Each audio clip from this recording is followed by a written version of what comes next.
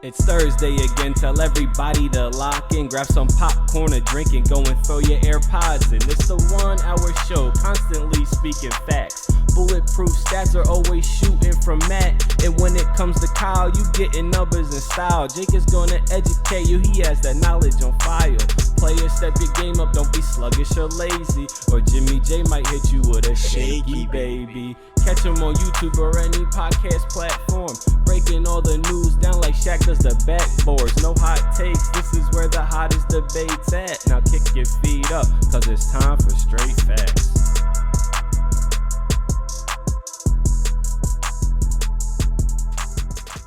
What's going on, y'all? Welcome back to Straight Facts, a sports show that educates and entertains, brought to you by the Up On Game Presents Network. It's your boy, James Jackson, my guys from the home office, Jake Galley, Kyle Sirik, and Stat Matt Robinson. What's going on, you guys? It's conference finals time. We're knee-deep into it. Jake is riding high on a Mavericks prediction right now. That's cruel, man. Quote unquote, the Mavs will smash the Warriors. We'll get into it, but I mean, you were the one that reminded me of that off camera. So you put it front and center in my brain. I think it's hilarious.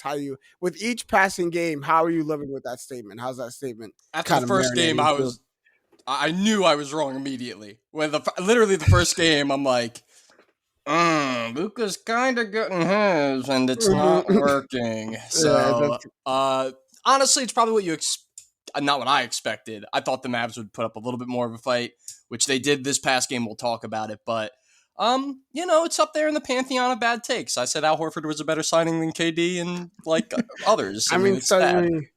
Things happen. Stuff happens. It's one of those rare times where we wish that our podcast was like daily or a couple of times a week instead of weekly, because then you get a chance to address the bad take instead of just letting it sit for an entire week and marinate with. I will say, Jake had me sold. Like going into game one, like after he made that argument, and I was like, no one's really saying that.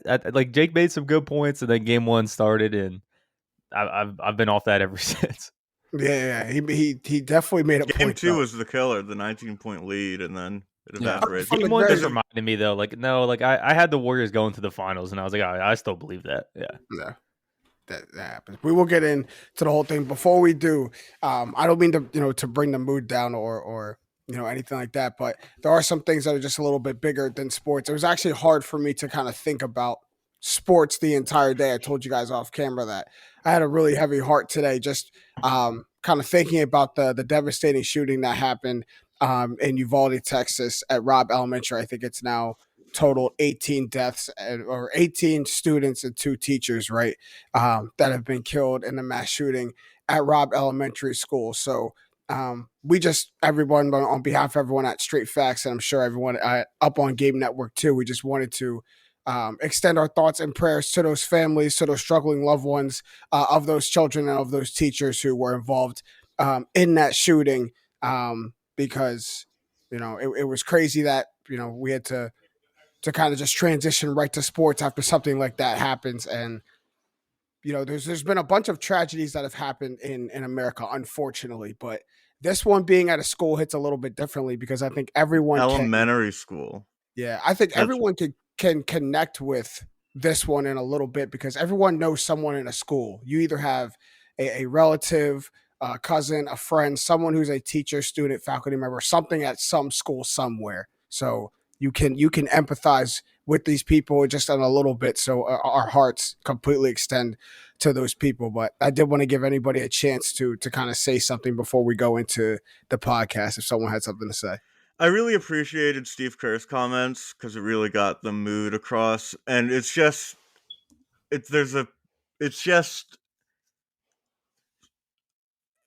our country's just broken in so many ways. And so many things need drastic change with just the ways things, because when not like 90% of the country wants something and we still can't get it, when we're supposed to be a democracy, we're not a democracy. We need to radically change how we can get our voices and our opinions implemented, because it's just our entire lives have been filled. In 99, we were all like toddlers, and Columbine happened, and that's basically our entire lives, and we're all like graduated college and everything. It's just nuts. Yeah. I agree with the we can't get numb to it part of it. It should never be just normal. It should never be these kind of things happen. There has to be some kind of change and solution to move forward. But as we will try to do, we will try to move forward because, like I said, there are conference finals games happening, and we won't embarrass Jake just yet. We'll start with the Eastern Conference Finals, and we'll go into this Heat Celtics series, which has been, as a lot of people have described it, as a heavyweight boxing match, but not in the traditional sense. And we're talking about blow after blow, but technically it's blowout after blowout because that's all these teams are doing. The average margin of victory in this series is 15.5 points. Only one game has been decided by double digits. The last 10 playoff games in general have been single digits. That's one that. Sorry, have been decided by single digits. It's been blowout after blowout after blowout for the Heat and Celtics, but it's right now a 2-2 series. So encapsulate this series for me right now. Because it's not what you think a 2-2 series with two very good, two very tough, gritty teams. You would think it would be all close games. It's just a close series. Yeah, and I want to talk about the blowout cycle just in a broad sense for the NBA in general. I really think it's a trend that's not just like a fluke weird playoff year. I really think people have like done like the math, and it's, oh, we're down by 15 in the third quarter. It makes more sense for us to just shut it down for the rest of the game and come back fully, like, as rested as possible for the next game than to try to dig out of this hole now. And I really think it's just so detrimental to the game. And I think it's overthinking as well. Because momentum of coming back and making a big comeback, and even if you don't quite get it up, can lead in the playoffs, can lead into the next game of, oh, look, we figured them out, we got it. And I remember in the 2015 NBA Finals, Game 3, the Cavs won, and in Game 3, the Cavs were up by a lot. And then the fourth quarter, Steve Kerr did some game plan changes and tweaks, and they almost came back, but they just ran out of time in Game 4. But them doing those tweaks, he found how to beat that Cavs team, and then they just ran it in games 4, 5, and 6, and the Cavs were undermanned and they couldn't handle it. And it makes for better basketball and more winning basketball. And I think teams are just too cautious now because they're afraid of all the little resting things. Yeah, and go ahead, Jake. Go, Jake. I was just going to follow up and say, like, on top of that, if you're Miami, because what's funny, Matt, about that is that in Game 4, it was the inverse, where they come out and just get absolutely blown out. The first quarter, 11 points to Boston's 29. They go into half down 25. Like, the game is over. Like, to your point, Matt, like, they're not coming out thinking, what can we change to get back in it? Maybe you are early in the third, but they traded 19 apiece in the third, and then it's like, all right, well, we're down too much. And as you said, complete rollover. I would be concerned if I'm Miami, and we can go a little bit more into this, but like that was the game where you can really turn the series on its head if you're able to get a win without Marcus Smart in there. They were not able to do that. The Miami starters had 18 points total combined for the game. That's just, oh, we scored 4 points in the first 10 minutes of the game, and so now it's only our bench, so we're down by much, we don't even have to try anymore. And that you need to keep going up and trying to score and keep trying different things to learn how it will work in Game 5, 6, and potentially 7. I agree with you a lot with you're saying. The concept, I actually probably completely agree with you. Just from the competitive standpoint, too, this is the NBA playoffs. I want to see your best punch every single time. It just sets the tone moving forward. But in this series, Matt, I think it's just something we haven't seen. You don't see often. First of all, the injuries in this series. What if I see that my team is coming out getting punched in the face, I have to, as a coach, save my players from themselves, because if I send PJ Tucker back out there, Kyle Lowry back out there, they're gonna probably try their hardest. And then PJ's already dealing with a bad shoulder. He might hurt himself. Kyle Lowry's already dealing with a bad hamstring. Like, I might have to sit him. And then also, like a lot of these teams, when they're packing it up, they're packing it up because they know they're going home. The Warriors got blown out last night, and they packed it in because I know I'm going home. Like I know I'm going home for the next game, and that's when I get things right. In the Boston and Miami series, we see these teams getting blown out at home. Like it's just something that you don't see often. Like I'm used to the 2 games in Miami winning by an average margin of 14, and then going home, Boston wins by an average margin of 13. But they are trading these blowout games. The road team is coming out and blowing these teams out, and that's just it's And just game different. 3, even though it was a 6-point game, it wasn't close. Like Right. the Celtics made it like a little bit interesting, but it was never. It was always over. And like you're saying, home teams. It's after what Miami destroyed Philadelphia in Miami. And I know only one of those games Embiid played, but I expected to see that. And then game 2, they go down 25, and they just don't even try in the second half, and they lose by 25, just going like even. So it's been a very bizarre series, just from a neutral perspective. Even though I'm rooting for Miami to win, it's hard to get a tangible feel about what will happen next, because everything is just so every game is its own almost series, because it's just like you can't even. It's hard to look at game 3 and then look at it, say, oh, this is going to make it how game 4 is going to go. They're so independent of each other. Yeah, the flows. There's no flow to this. I agree. I mean, Horford was out. Marcus Smart has missed 2 games, and it wasn't back-to-back games. It was game 1 and game 4. That takes a bunch of flow out. Jimmy Butler got hurt. My encapsulation of this series so far has been I haven't seen either team be great. I think both teams are underperforming. You can look at the role players on both teams, specifically the Heat, not putting the production that they did in previous series. And it's kind of just been like when Boston wins, it's because of Tatum and Brown.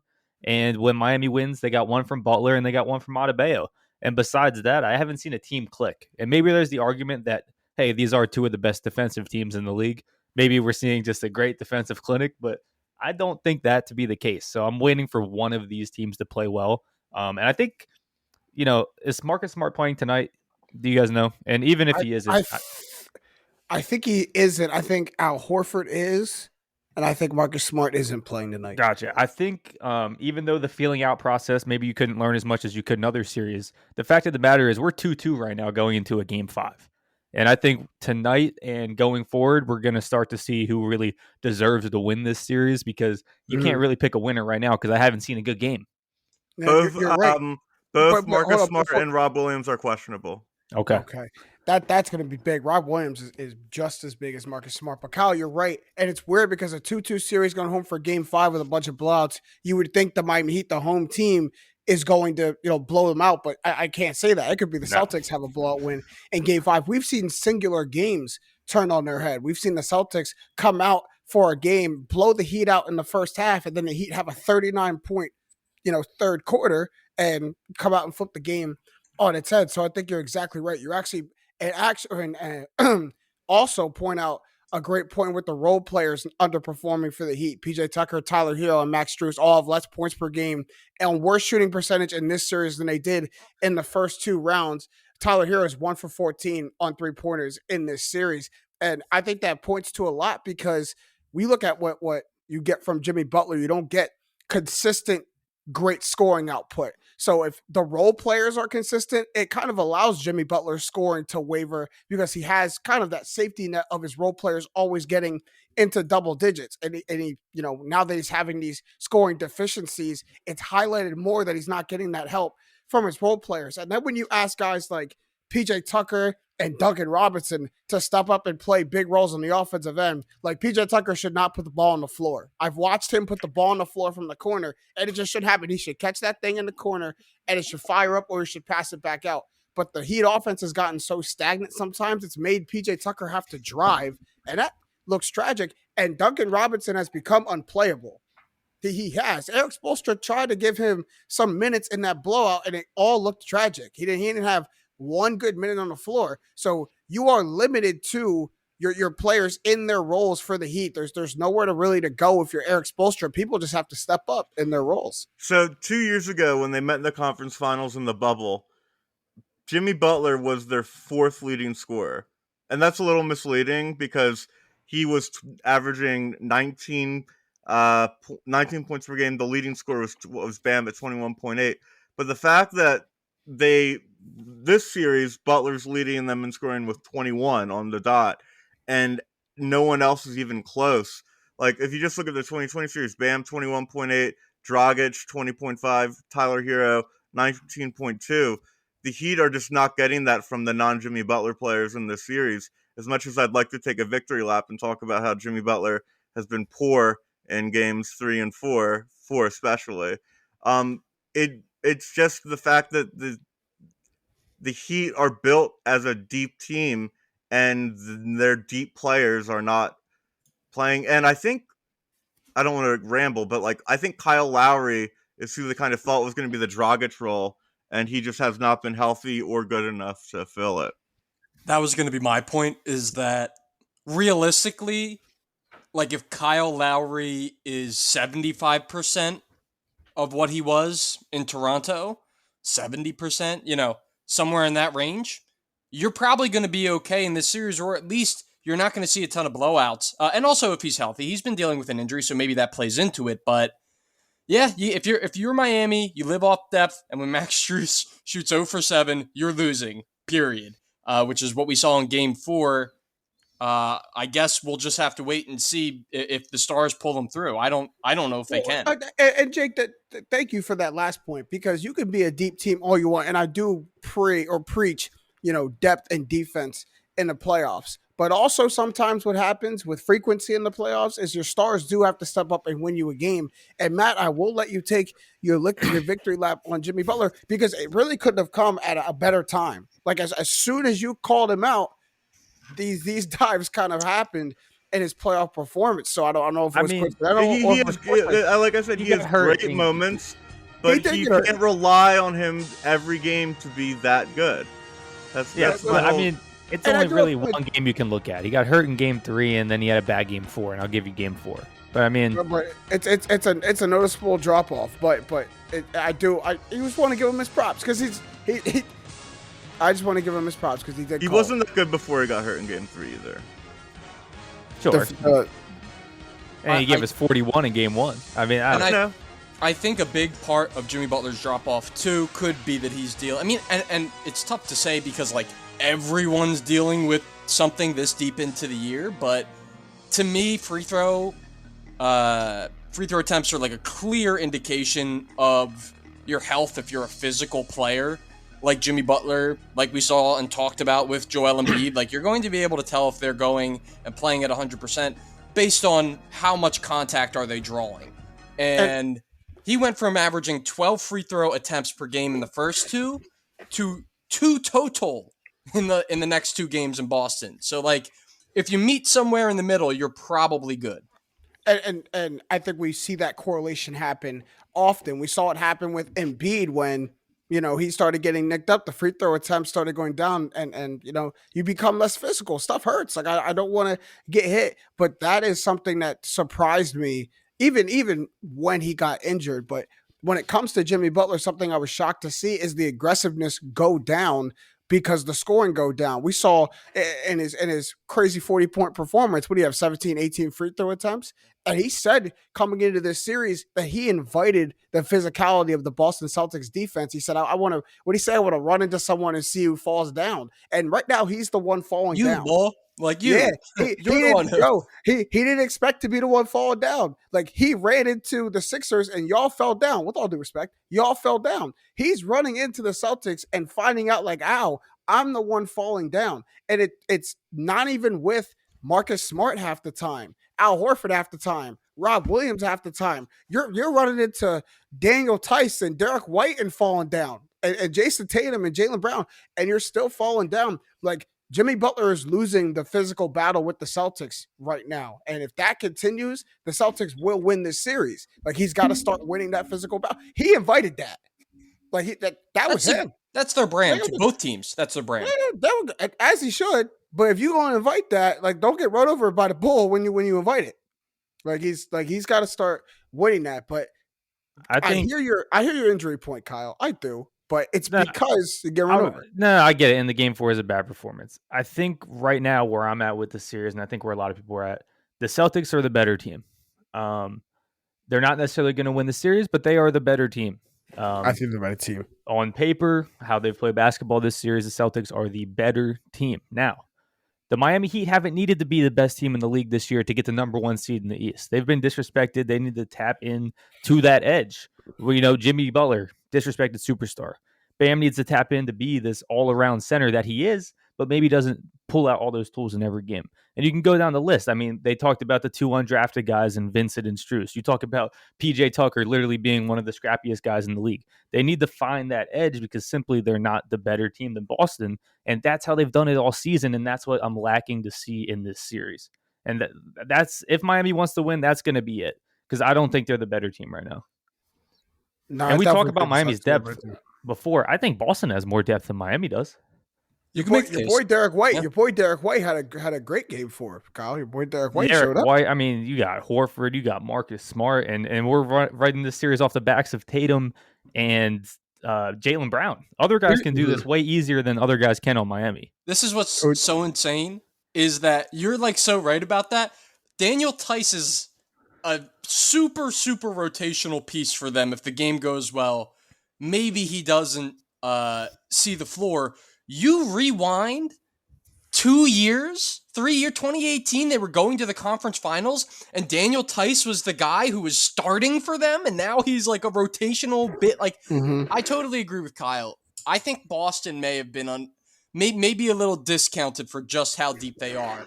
Because and this is where you get to take your victory lap. And honestly, I've taken it already. As a podcast, we should take because this is we talked about them a lot. There were 2 teams this season we talked about a lot. It was the Celtics and the Bulls early. Were teams that we couldn't get out of our script. Because we looked at it, we were like, look how good this team is as a whole. Yeah. We can't ignore how good they are as a whole. They're too good on paper, and it's starting to come to fruition. But so I guess we'll predict the rest of the series. It's a 3-game series now, tied 2-2. Game 5 is tonight as we're recording on Wednesday. So when you guys hear this, we'll have a decisive winner. We have no idea who it is, but Jake, who you got? It's best of 3 now.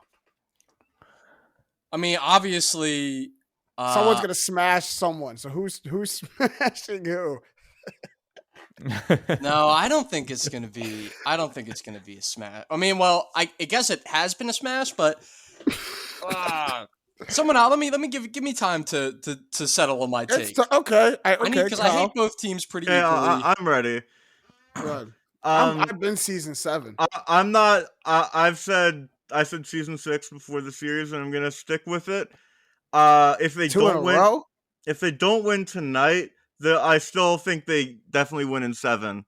It won't, but I just think the fact that winning Game 6 down 3-2 against the defending champs in Milwaukee was such a character win. That's such a tough thing to do. You have Game 5. You lose it tragic, in a really heartbreaking way. You have Bill Simmons doing worst Boston Celtics loss podcasts. And then you come back, you win Game 6 when everyone thinks you're going to lose, including me. And then you win Game 7. That kind of course we're going to win, confidence. They're going to win either Game 5, which I think they will. And if they don't win Game 5, they'll win Game 7 in Miami. And they're not going to lose Game 8 at home. You're talking me into You're talking me into a Celtics Game 5 tonight coming out and trying to get on the front foot, putting your all into this Game 5, winning it, thinking you're going to wrap it up in Boston in Game 6, just for Miami to win it with their backs against the wall in Game 6, putting all of their into it, and then Game 7, I'm just going to go Celtics off the strength, but who knows what happens in that Game 7. But Kyle, you ready for your pick? Yeah, honestly, I think, Matt, this kind of is not a must-win for the Celtics, but if they lose tonight, I don't see them winning in 7. My real take on this is I think whoever wins this game tonight is going to win because neither team has shown they can come back 3-2 and roll off 2 straight. So if I had to pick one for the series, I know last week I went with the Heat last week, and they haven't shown me what I needed to see from them. I do think the Celtics win tonight, and whether they win in 6 or 7 after that, I think they win the series. That's cool. All right, Humpty Dumpty, get off the wall. After which is right. Holding down the vomit that was induced by the thoughts that I just had to go through, it really might be Boston's year. I'm going to take the Celtics in 7, and beyond that, the inevitable matchup with the Warriors, I think they're really well equipped to handle what the Warriors could bring. I don't want to get too far ahead of myself, but all I'll say is I just think it's Boston's year. I'll take season 7. I'm getting myself worked up, and I'm ready to end this segment on a hot take, real quick. The winner, I do think it's going to be Boston, but the winner of the Eastern Conference Finals is winning the championship. I think both of these teams, whoever wins this series, beats the Warriors. That's funny. Wins NBA championship. This is actually, I actually don't know the answer to this. If it's Warriors Celtics, Warriors have home court. But if it's Heat Warriors, they have the same record. So I don't know who has home court. The Heat were a 1 seed. I think it would come down to that. I think the Heat were the 1, the Warriors are a 2. I'm pretty sure the Heat would get it regardless. Did they split their season record, series? not seeding, but maybe that's what's their season series? It could be like opponents, record against like opponents. Or just season series together. Just what's the tiebreaker? There's a little straight facts trivia that we'll have. I'm actually you eventually. I'm actually the complete opposite of you, James. I think the Warriors are wiping whoever comes out of the East. All right. This is my take. I think the Celtics come out, and there's no shot Steph Curry and Draymond Green are going to lose an NBA Finals to Jason Tatum right now. I'm sorry. They've been there too many times. Tatum isn't there yet. I think he's transcending up. He's trending up. But there's no shot they're losing an NBA Finals to Jason Tatum. Right. Okay. Well, what did he do to Katie and Kyrie? That's cool. That's not a dynasty. That is a dysfunctional family. You don't even. What do you do? Nope. What do you do to the defending champs? I'm gonna use the Bucks one's a good one. But I'm gonna use your favorite line, James. I'm gonna use your favorite line. You're moving the goalposts here. We're talking about a dysfunctional Nets team and a 1 Bucks team against. It's a little bit of a dynasty of recent history. As funny as it is, injured Bucks team. Here's all I'll say: is when you look at the Warriors and you look at the Celtics. Among pick any other team in the NBA where you have primary ball defender, number 1 defensive player of the year, you go to the bench and now it's like, oh, well, at least we have Jordan Poole coming in second unit. Here comes Derek White, another phenomenal on-ball defender. I don't know. It'd be interesting. I would be very interested to see who is favored in that matchup. The Celtics The Celtics have beat up everybody in their path, including the Heat. I think they take that physicality to the Warriors too. And we'll see. But hey, man, the Warriors have done the same thing. Yep. We will see. We will move through the Western Conference just a little bit quicker because it's just a little bit less interesting. Right now, the Mavs are hanging on by a thread. They're down 3-1 after winning Game 4 in Dallas. So I guess really quick, I can ask the question: do they have, I guess, even a chance to come back and win 4 straight against the Warriors? I think that's a resounding no. But we can. Let me right or wrong here. I was just gonna blow over this, but if you want to put the spotlight on you in Game 5 are going to smash the Mavericks. There you go. All right, the right has been wrong now. We could talk about the series, and where it went wrong and why the smashings didn't exactly happen. But yeah, I think this is going to be a very quick one, even though the Mavericks were able to make it gentlemanly by taking a game. We'll give the Mavericks their just due for Game 4. They did it in the traditional way that they've been winning their playoff games behind their depth. Dorian Finney-Smith and Reggie Bullock combined for 41 on 10 3-pointers made. They get the great performance from Jalen Brunson as well. And then Luka with 30, 14, and 9. Casual 30, 14, and 9. He really got a lot of that when he came back in because the Warriors somehow made it an 8-point game and wouldn't allow me to go to sleep. But no, they got performances from every single person, and it was a great victory at home, a good morale victory. Show some fight. Remember, the Mavericks aren't supposed to be here, right? Not so, and it's watching the series. It's clear. It's the it's the Warriors are just way too good of a team to allow someone like the Mavericks to upset them.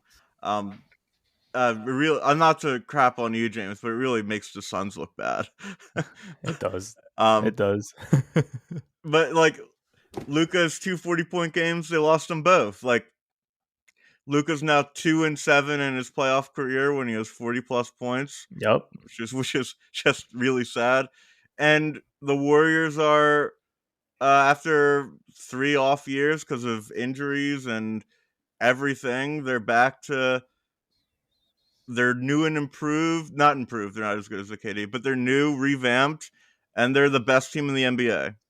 I just think, just to quick because you brought it up, like, how mad does Kevin Durant have to be watching the Warriors win before him, take him away from the only competitor that they had in the West, use him, win, and then he leaves and they have a chance to win before he does again.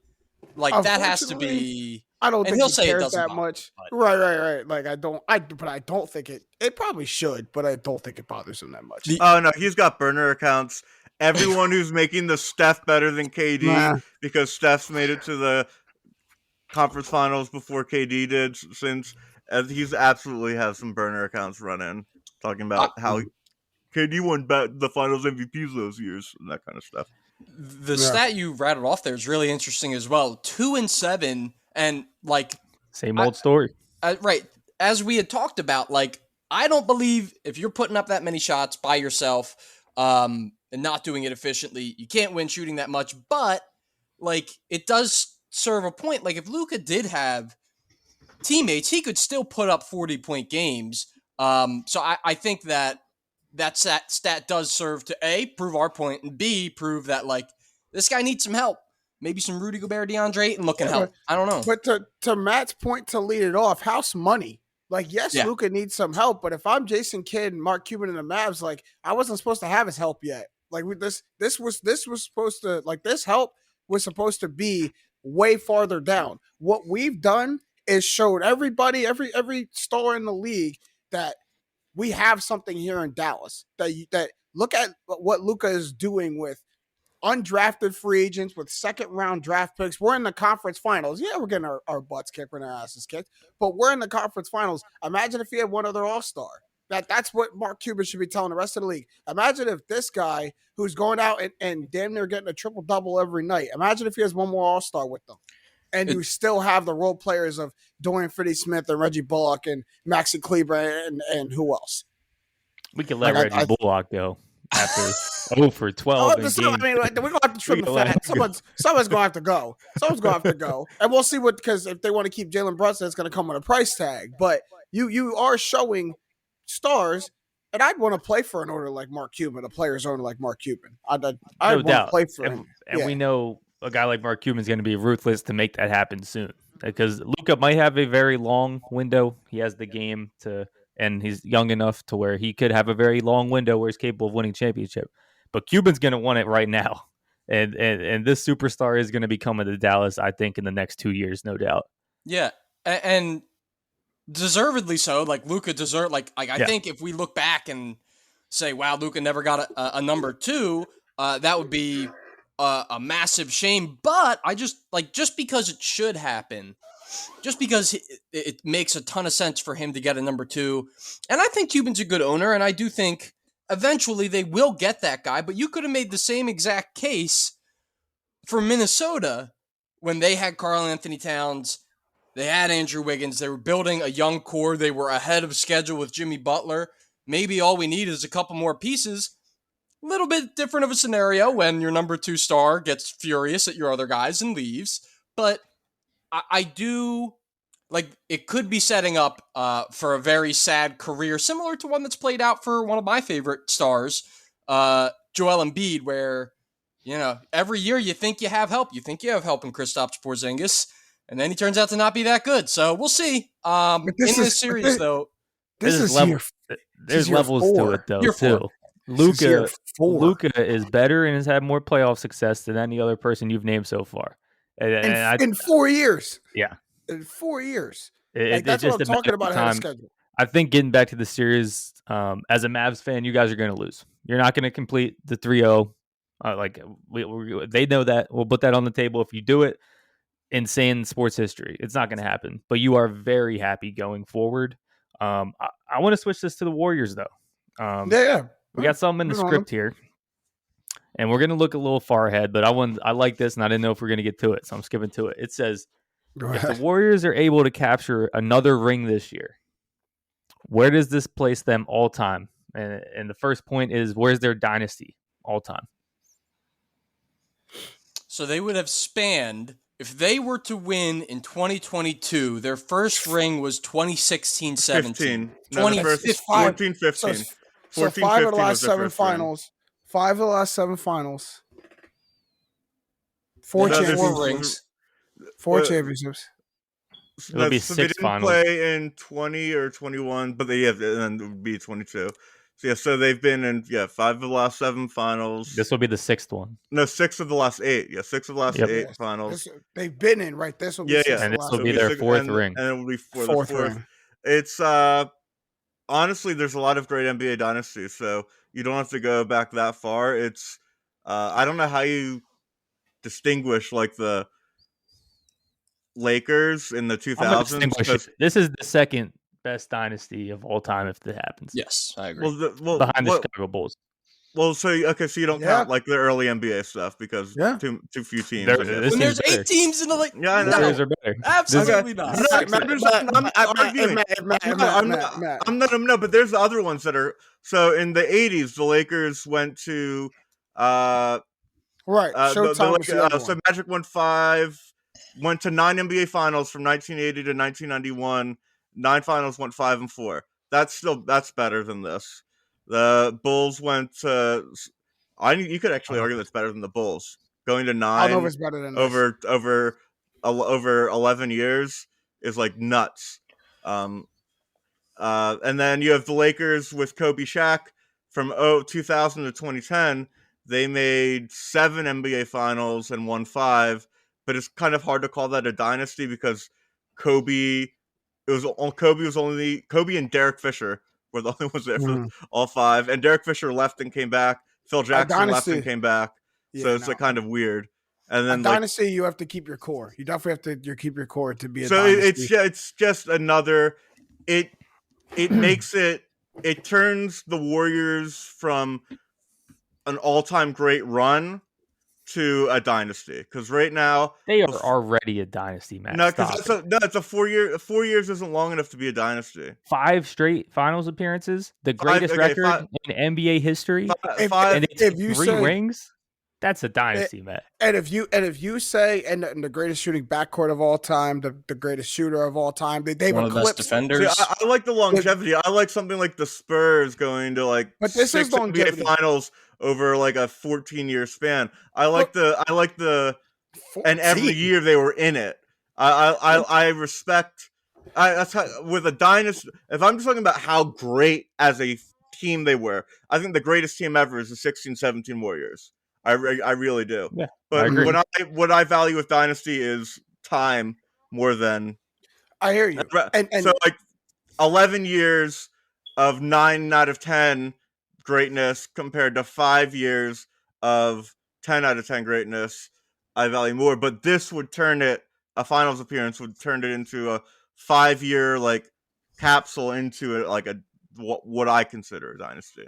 But we just talked about of the last 8, and I think if you're going to consider it all, just because they didn't win it, that they were of the last 8, like that encapsulates the entire year, the entire span of their run, which to me gives it the longevity. And when you look at that's what I'm saying. This gives them the longevity, right? And Kyle, I might be with you on the second best dynasty of all time, because I look at 2 things to prove that point. One, who they beat in the majority of these championships was the best player of all time. A lot of people who consider the best player of all time, if not the second best player of all time. You know, with one of the best teams in history, with Kyrie Irving, one of the best duos in history with Kyrie Irving. That's who most of their championships came against. And like the Jordan Bulls, they took time off and came back and sustained themselves. Like Jordan left, and that's why the Bulls kind of took down. They still went to the Eastern Conference Finals. They're still a good team. The Warriors, why they went down, was injuries, and like Matt said, a lot of different circumstances. But when they got back right, they resumed going back to the top of the mountain. And if the Warriors win the championship this year, Steph Curry gets a Finals MVP and all that, they will have resumed and gotten back to the top of the mountain, which to me, when I look at back of it, the only other team who did that was the Bulls. And if you talk about Magic's run, Magic won championships, didn't win championships, won, and then, kind of went on and off like that for an entire span. But those are the only two dynasties, and I see that every other one kind of went in a row, and then when they stopped, their run was over. And the Spurs are unique because they never went back to back. Also, and the Spurs are like a weird one because 99-14, but like in the beginning it was Duncan Robinson, then the next part it was Duncan, Ginobili, Parker, and then I thought you misspoke for a second.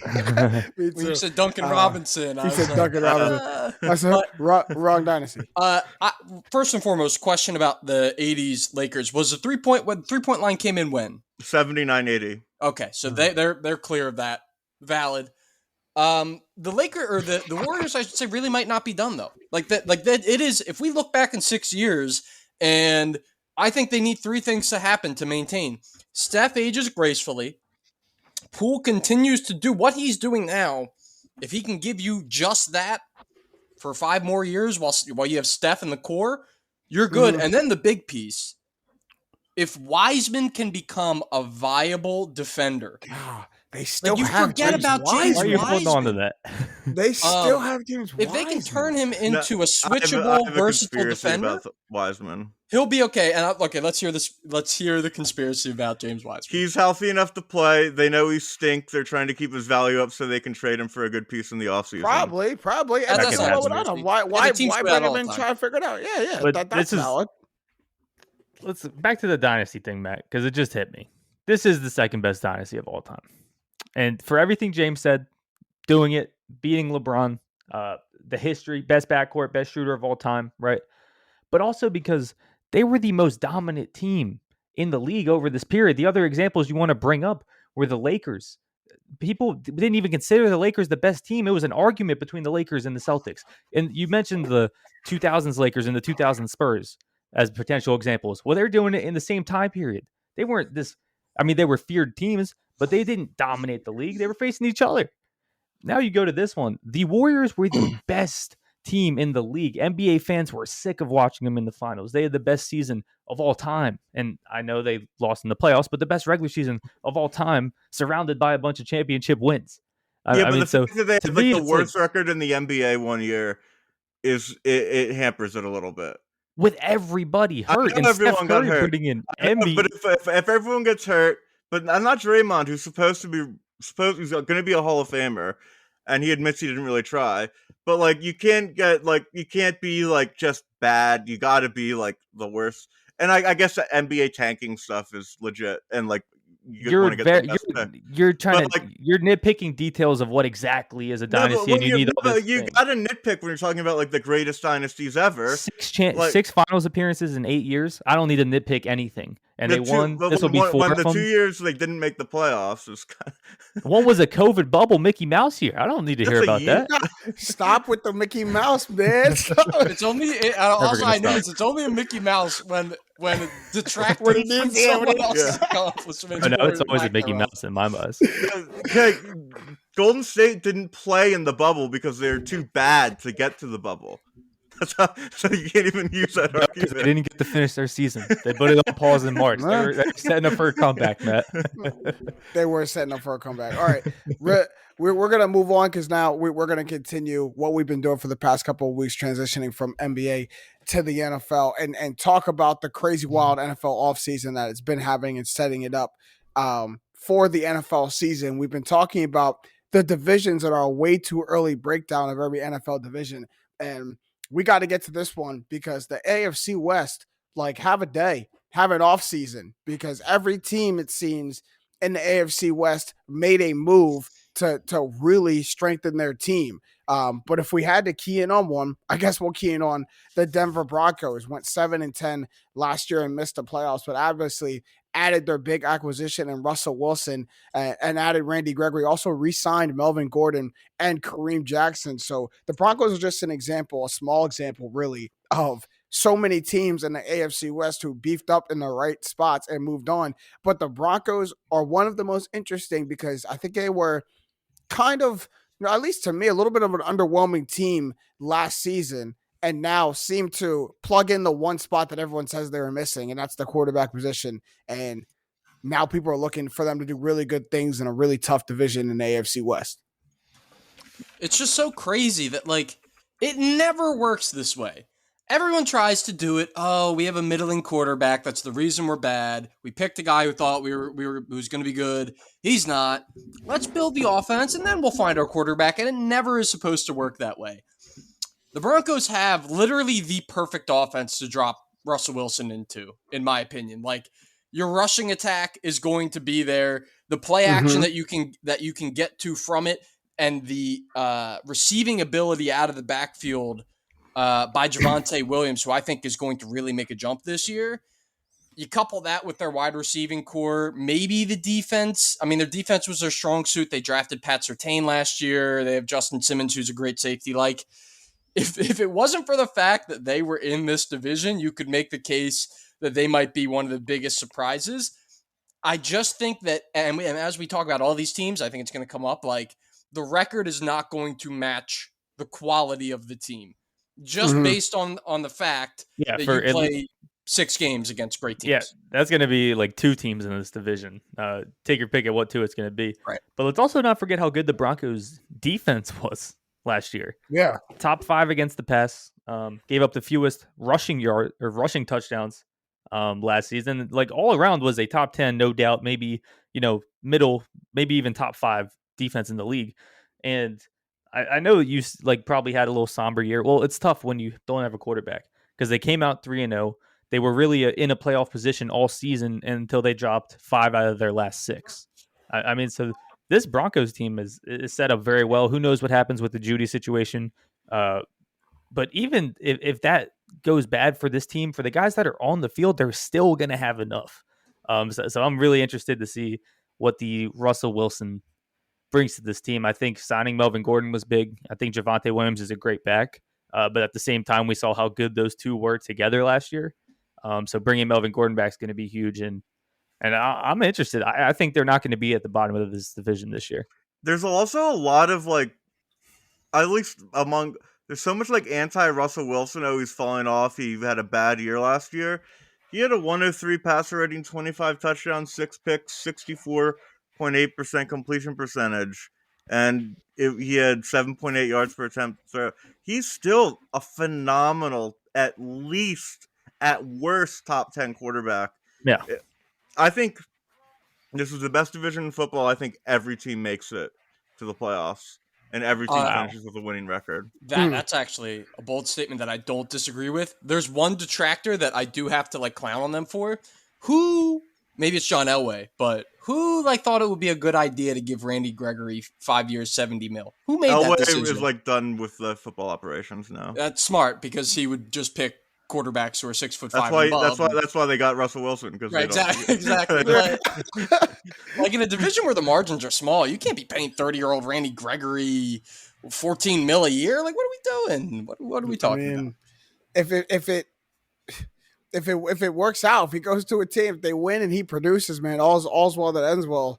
I guess for the Denver Broncos, I mean, you talk about the team they have around Russell Wilson. It's just on paper, the concept of the Broncos, eerily similar to how the Seahawks were able to win with Russell Wilson. A good, balanced, multiple back rushing attack, a defense that's very not only aggressive but opportunistic as well. You talk about Justin Simmons and Patrick Surtain in the defensive backfield, just high opportunity for turnovers through that defense. And then you look at the most successful teams that Russell Wilson was on in Seattle with the Legion of Boom and everything, a very opportunistic, fast and hungry defense as well. So they mirror each other in that way. And I think it's just all set up for success.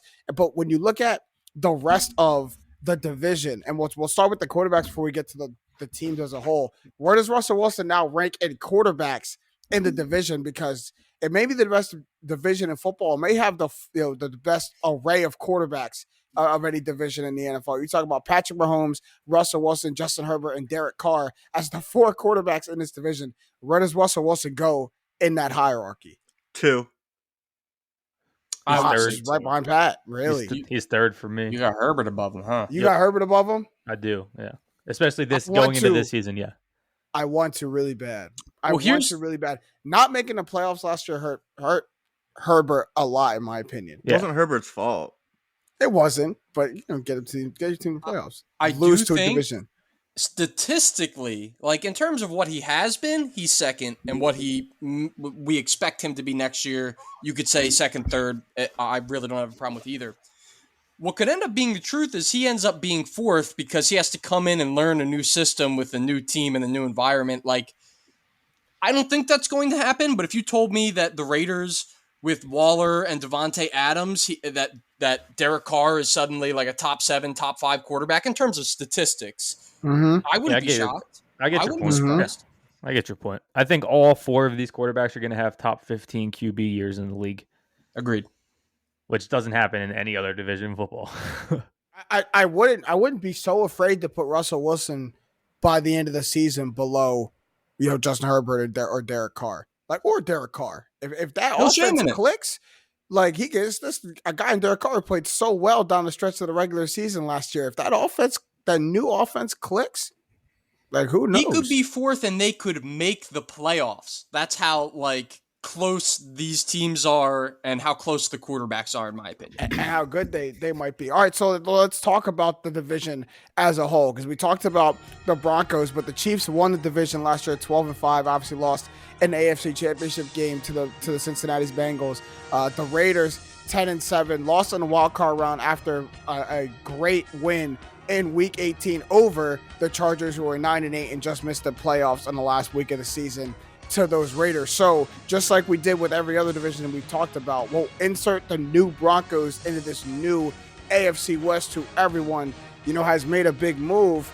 How does the Broncos, how does this new move shake up the hierarchy of the AFC West? Where are they now? It's tough. Obviously, they were 4th in the division last year, so they can only go up, or they could stay the same wherever you have them. I think, to me, I'm gonna fit them in at 3rd, but asking me to pick a order between the 2nd, 3rd, and 4th of this division is virtually impossible for me. I think the Chiefs are at the top, and I think even that gap between the Chiefs and everyone else is pretty small. But then probably after, I would go Chargers, Broncos, and the Raiders. But any order that finishes in doesn't surprise me at all. These teams are 1 win away from each other. I mean, they're so close. I think what inches the Broncos above, I almost want to put them 2nd, but I'm not going to do that. I'm going to put them slightly 3rd behind the Chargers. But what separates the Broncos, or what's going to separate the Broncos, in my opinion, from the Raiders and maybe even the Chargers, is Russell Wilson knows how to lead a team through the trenches. This is a tough division. He's played in a tough division leading up to this, played in the NFC West, which has been no slouch of a division a lot of the times that he's been there. And he's had to really muscle these teams into the playoffs. He's taken a wild card team deep in through the playoffs. He's upset people on the road as an underdog in the playoffs. So he's done that before. And when you're going against younger guys like Justin Herbert, a younger-ish guy, and Derek Carr, who hasn't made a deep playoff run yet, that might be the experience you need for your team and to beat these younger guys who haven't done that. And I think that'll show for Russell Wilson and the Broncos. That's what I'm looking for. Yeah, I think the gap is smaller for Kansas City between not only just the rest of the league, but also this division now.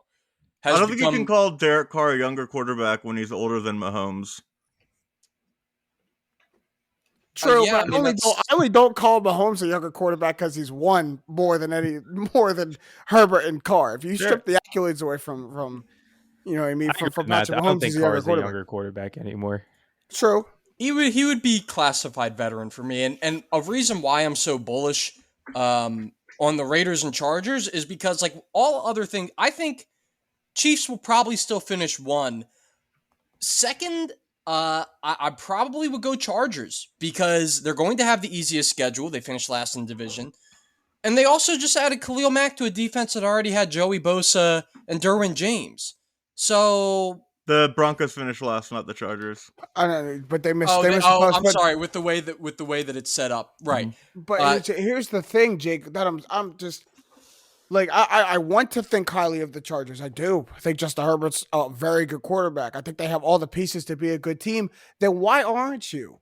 Because I get he's young, and I get we have to give him time. But I am now in prove it mode with Herbert and the Chargers. Yeah, this is the year to prove it, but you can't be mad at him for not proving it yet. When this is the year to prove it. I'm not mad, but forgive me for not putting them above the team that just beat them to go to the playoffs. Now, Raiders are fourth on my list. We're talking about right now putting the team who lost to that exact team at home or in Las Vegas to go to the playoffs. But all of a sudden, a couple of months later, we're just going to throw them above, right above that team. When the team that beat them got the best receiver in the NFL added to that already high-powered offense. Like, that's all I'm saying is if we're going to hold people accountable, let's hold the Chargers accountable now. Let's not just leapfrog them above people just because we like Justin Herbert. You're right based off all of the evidence we've gotten. Okay, so let me give you. The Raiders did it. The Chargers were still the better team, and I think the Raiders rode some momentum. Explain it to me, though. Explain it to me, though. The Raiders had a better end of the season. If you look at DVOA from last year, the Raiders are actually the worst team in the division, even worse than Denver, who went 7-10 last year. Their like point differential is so bizarre for their record.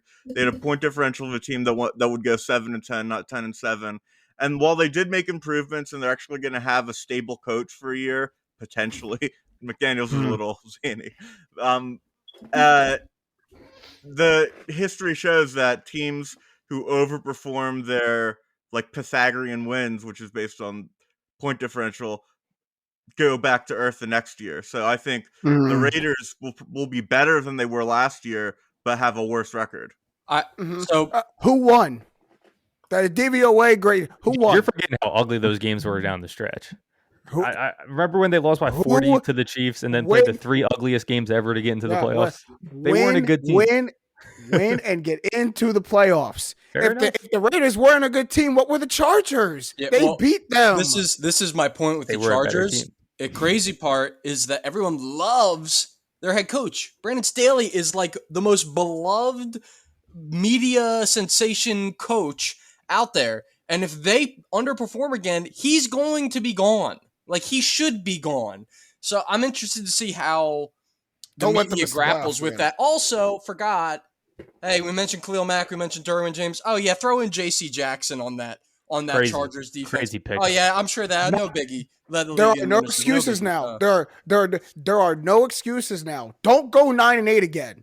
Can't. Because all three of y'all going to have to see me. Don't go 9-8 again and miss the playoffs to Derek Carr. I think you probably the only one on my side. But you can call them the better team. You can call them, the one you should be higher on. But Derek Carr and the Raiders won and got into the playoffs over the Chargers. So I'm very, very hesitant to put the Raiders just last on the division. I think that's reserve the right. That is just a representation of like where we are and how sick this division's gonna be. Yeah. Yep. Because I don't like. I mean, I do lean the Chargers, but as I said, I have all these teams within like one win of each other in the regular season. It's gonna be tough. Would you be shocked? I have the Chiefs 2 games above everyone else. Then I have like Denver and the Chargers like tied, and then Vegas in fourth, like a game behind them. Would you be shocked? The answer is 12-5. Nothing in this division will shock me. 10-7, 10-7, 9-8. So would you be shocked if the Raiders won the division? Oh yeah, there's not going to beat the Chiefs. No way. No, they're not going to. No. Nothing in this division is going to shock me. I think the Chiefs got worse. They did. What is Juju Smith-Schuster run for me in the last 3 years? They're still going to win the division. Besides, be the third best receiver on the Steelers. Like Juju hasn't done anything for me. Sleep on the Raiders if you want to, man. Sleep on the Raiders. My last hot take. Don't forget about Chandler Jones in the defensive end to already go with the best one of the best defensive ends in football last year. Don't forget that. Sleep on it if you want to. Also, who else we got? Don't forget him. What university that Rock Ya-Sim play for, baby? TU. That's a TU Temple made product on the defensive end. Last hot take I'll have for this division. I would take a look if you are a bettor. Justin Ross, Rookie of the Year. He's like 60-1. He was an undrafted free agent. If the rules were different and he could have came out a year early, he would have been in the first round. So gone in the first round. Baby. Second round, definitely. So is he going to be healthy? I don't know. You guys know how I like to bet. I like to take the long shots that I think have value. This is one of them. 60 is not a big enough number. Right. Well, I mean, that's considering that. That's your guy, Matt. I love him, but he might not make the roster. Sure. He was an undrafted free agent. They did say that there's no guarantee. If it's an undrafted free agent, you got to give me 120. Hammer it. All right, we got to move on because we're almost out of time for this episode of Straight Facts. But as always, we can get some shots up at the buzzer. Who's got a shot to throw up at the buzzer? Let me get this in really quick because go ahead, man. I just have to stunt on people.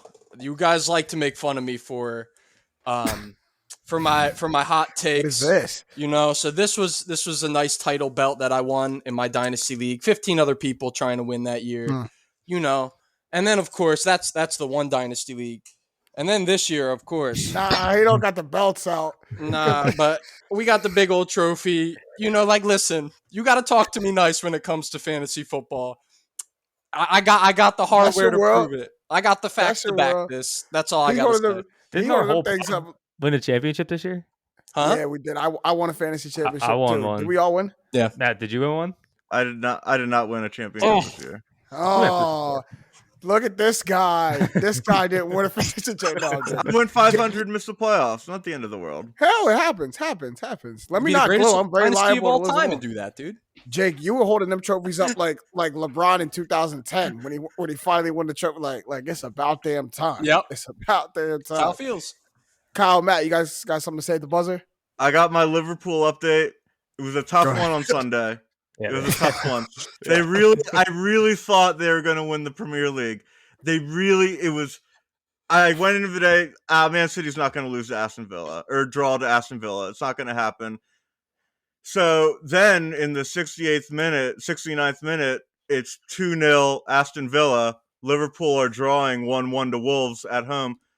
I'm thinking all Liverpool needs, we need a goal. We win the title. We're going to get a goal in the last 20 minutes. Boom, boom, boom. In 5 minutes, Man City scores 3 goals. They win the Prem. Liverpool gets 2 goals. They win their game, but it doesn't matter. So they lose the title by a point and a brutal. But Liverpool got the Champions League final this Saturday against Real Madrid. Up the Reds. Let's go. To be fair, Matt, isn't that a very Man City thing to do to win the Premier League title? If I remember correctly, they have a couple goals in consecutive order to win a Premier League title back in the day. They've never won. Oh wait, did you say Man City? Man City. Yeah. Man City. Yeah.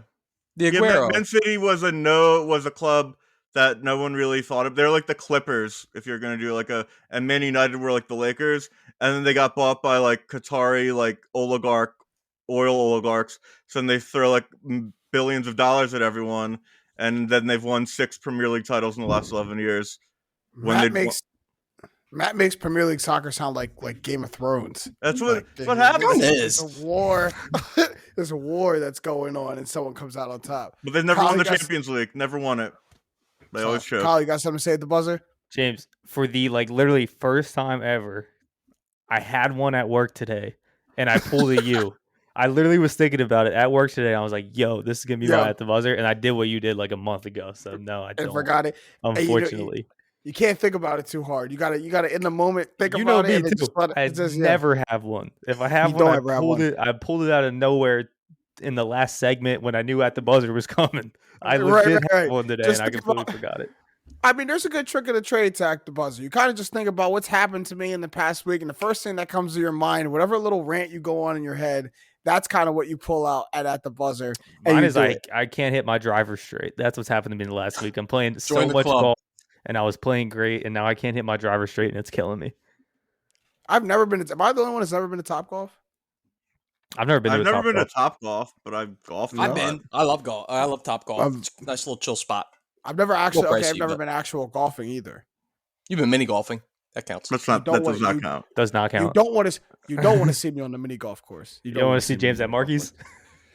First, okay, that actually goes into my at the buzzer. So I went bowling last Friday for the first time with a bunch of my friends for the first time in a couple of years. Dog, I'm nice at bowling. I had one of those days where you go to the arcade and you're just every game is yours. I set the high score in like 3 different Papa shot things. I was killing my friends, and then I bowled 2 games. My first game a 132. They're right, something like. Second game was like a 105 or something like that, and that's with like significant drop off. So He walking around like he Jordan. no, Hey, Jake, I thought he was at least going to say 150. No, No, I can't do it. But I'm about to say what you talking. You can go out there and bowl 132. Look, I off took a the bench. 110 last time, and I was I'm hyped. talking about off the bench cold. I'm I'm- talking about Duncan Robinson style coming in dropping a 132. I don't That want to ain't stun easy. on you here, but I You was the can't bowl first. like that. I was the first alternate in a competitive bowling league this year, and my And what'd you throw average up? was 117. Okay. That's not 132 though. Like, All right, you got 105. But that was your average, 105 and 132. I know was it's better than I was on my. that. I was on my Duncan Robinson Tyler Hero. I was better than the 4 starter. We could go straight facts bowling, okay? Mm-hmm. But we can Or get it bowling. popping for sure. Jake, you know me. That's gonna be so Anytime you was on- competitive. I went Yeah, it's bowling nasty. like 5-6 years ago. I went bowling a lot with my friends. There was like this cheap bowling night in I forget where, and I got pretty good. I think I was getting like my best score was like 150, so nothing like out of this world. But All right, we could Yeah. put together a nice little squad if we ever wanted to do like a little beer league or something. That would be fun. Yeah, I'm a Okay. little nice. But that's all the time we have for this episode of Straight Facts. It was a great one. Shout out to everyone on the Up On Game Presents Network, LeVar Arrington, Plexico Burst, TJ Hushmanzada, and shout out to my guys as always. Love doing this pod. Jake Galley, Kyle Sierick, Stan Matt Robinson. I'm James Jackson. These have been the facts. Straight up.